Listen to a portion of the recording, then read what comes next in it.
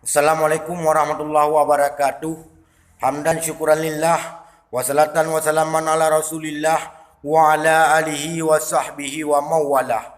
Ini kata-kata semutan dan alun pupayang.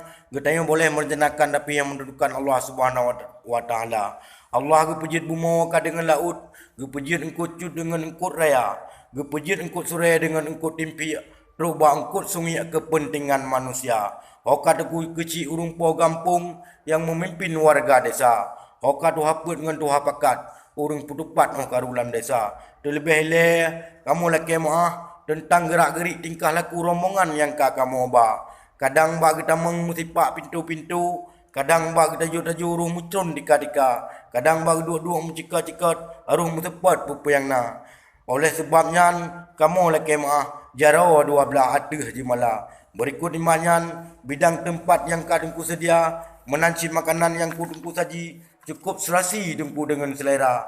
Ada dibu hana muntah, ada kuah dengku hana lepas sirah, ada engkut hana lepas capli, lain lom lagi cukup sempurna.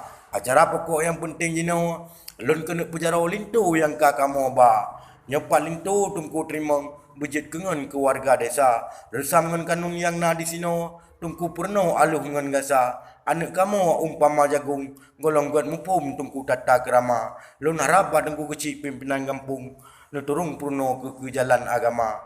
Mayang mutum di sino, kedai bak kamu bubagah tungku bihaba.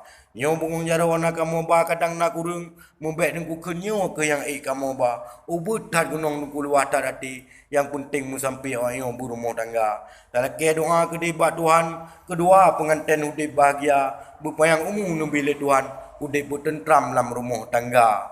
Beribarat cu adik dengan cut abang. Berlagi Adam dengan Siti Hawa. Berlagi Nabi Muhammad dengan Khadijah. Ramah-ramah cinta mencinta.